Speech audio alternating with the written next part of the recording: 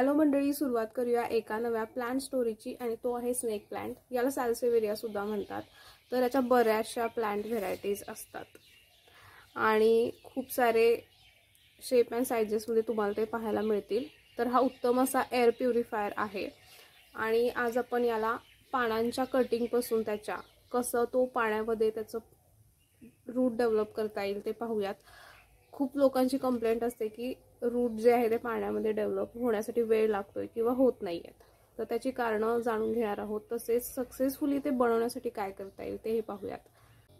तर आपल्याला साधारण स्नेक प्लांटच्या कटिंग लागणार आहेत. कोणत्याही शेप अँड साईजच्या असतील तरीही चालतील, तर आपण त्या घ्यायच्या आहेत.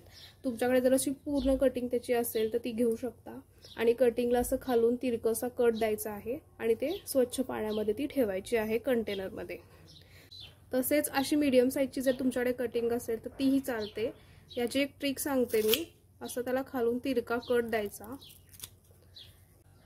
तर असा तिरका कट द्यायचा आहे आणि तो पाण्यात ठेवायचा. हा असा कट दिल्यामुळे रूट लवकर डेव्हलप होतं आणि प्लांट लवकर बनतं. तसेच पूर्ण अशी मोठी कटिंग सुद्धा तुम्ही घेऊ शकता.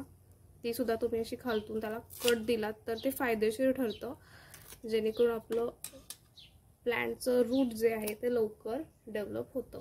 आणि ती कटिंग अशी पाण्यामध्ये ठेवायची आहे. आणि हा जो कंटेनर आहे तो तुम्हाला कोवळ्या उन्हात ठेवायचा आहे. साधारण याला 2 ते 3 तासांचं कोवळं ऊन रोज मिळेल अशा ठिकाणी ठेवायचं आहे. 3 महिन्यामध्ये तुम्हाला याचं रूट डेव्हलप झालेलं दिसेल आणि एक नवीन रोप मिळेल. तर याची प्लांट अपडेट पाहूयात. स्नेक प्लांटची प्लांट अपडेट आहे. तर प्लांट बनतं कसं याच्या कटिंगपासून तेही तुम्ही पाहू शकता. तर जर तुम्ही पूर्ण अशी कटिंग पाण्यामध्ये जर अशी ग्रो करत असाल ह्या शेप अँड साईजची, तर ती काही अशा प्रकारे डेव्हलप होते. म्हणजे ही ती कटिंग होती आणि तिने त्याला असं नवीन इकडून पान आणि इथून असं स्प्राउटिंग डेव्हलप केलं आहे आणि तुमचं रेडीमेड असं एक प्लांट छान बनून तयार होतं. तर अशा पूर्ण घेतलेल्या कटिंगपासून तुम्ही अशा प्रकारे ते प्लांट डेव्हलप करू शकता. तसेच जेव्हा आपण अशा प्रकारच्या कटिंग्स घेतोय तर तेव्हा खूप त्याचं छान डेव्हलपमेंट तुम्हाला पाहायला मिळेल. छोटे छोटे त्याला बेबी प्लांट तयार झालेले आहेत. रूट किती छान डेव्हलप झाले तुम्ही पाहू शकताय. खूप सुंदर त्याचं डेव्हलपमेंट होतं.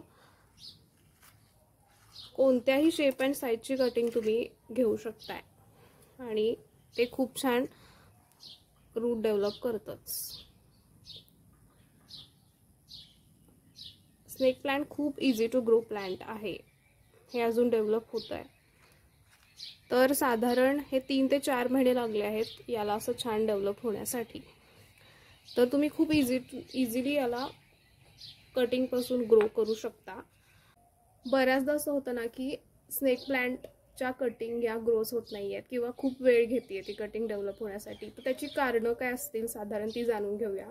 खूप बेसिक 2-3 गोष्टी मी शेअर करणार आहे. सर्वात पहिली आणि महत्त्वाची गोष्ट म्हणजे कटिंग जेव्हा आपण कट करतो ती प्रॉपर कट केली की नाही ती पाहणं खूप गरजेचं आहे. तेव्हाच ती उत्तम अशी डेव्हलप होईल. तर ही तिरकी आपण कट केली तर त्याला खूप छान असे स्प्राउटिंग येऊन नवीन रोप बनत आहे.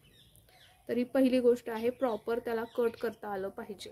दुसरी महत्त्वाची आणि सगळ्यात इम्पॉर्टंट गोष्ट म्हणजे कटिंग जेव्हा आपण डेव्हलप करणार आहोत तर त्याला पुरेसा सूर्यप्रकाश मिळेल अशा ठिकाणीच तो कंटेनर ठेवायचा आहे. तेव्हाच त्याचं रूट डेव्हलप होतं. कटिंग कट करून इंडोरच तुम्ही ठेवत असाल, घराच्या आतमध्ये जर कटिंग ठेवत असाल तर ती डेव्हलपमेंट होण्यासाठी खूप वेळ घेणार आहे. तर याला सूर्यप्रकाश मिळणं डेव्हलपमेंटसाठी खूप महत्त्वाचं असतं. तसेच ज्या कंटेनरमध्ये आपण कटिंग ग्रो करतो त्याचं पाणी जे आहे ते सतत 2 ते 3 दिवसांनी किंवा वीकमधून एकदा बदलणं महत्त्वाचं आहे. तेव्हाच त्या कटिंग लवकर छान ग्रो होतील. आणि अजून एक मेजर गोष्ट जी आपल्या हातात नसते पण ती महत्त्वाची आहे ती म्हणजे वातावरणातली ह्युमिडिटी. आपण ज्या भागामध्ये राहतो किंवा प्लांट ज्या एन्व्हायरमेंटमध्ये आहे ते सुद्धा त्याच्या ग्रोथच्या दृष्टीने खूप महत्त्वाचं असतं. वातावरणामधली ह्युमिडिटी जितकी चांगली तितका तो प्लांट लवकर बनेल. ड्राय क्लायमेटमध्ये हे जे प्लांट आहे ते लवकर ग्रो करतं, हा माझा अनुभव आहे. तर तुम्ही जर हे ग्रो करणार असाल तर तुम्ही विंटर सीझनमध्ये नका ट्राय करू. तुम्ही विंटर सीझन झाल्यानंतर स्प्रिंग सीझन किंवा रेनी सीझनमध्ये हे नक्की ट्राय करू शकता, जेणेकरून ह्युमिडिटीचं प्रमाण हे चांगलं असतं आणि कटिंग्स या डेव्हलप होतील. तर तुम्ही ह्या ट्रिक्स अँड टेक्निक्स वापरून नक्की ट्राय करा स्नेक प्लांटला बनवणं. स्नेक प्लांटच्या बऱ्याचशा प्लांट व्हेरायटीज असतात. तुम्ही त्याचं रोप जे आहे त्याच्या पानांच्या कटिंगपासून तर इझिली बनवू शकतात. पण काही व्हेरायटी अशा असतात की जशी की ही, तर अशा टाईपच्या ज्या व्हेरायटीज असतात त्याच्या जवळपास त्याचे बेबी प्लांट बनवत असतात आणि छान डेव्हलप होत असतात. तर तुम्ही ते असं वेगळं करून त्याच्यापासून सेपरेट त्याला पॉट देऊन नवीन रोप सहज घेऊ शकता.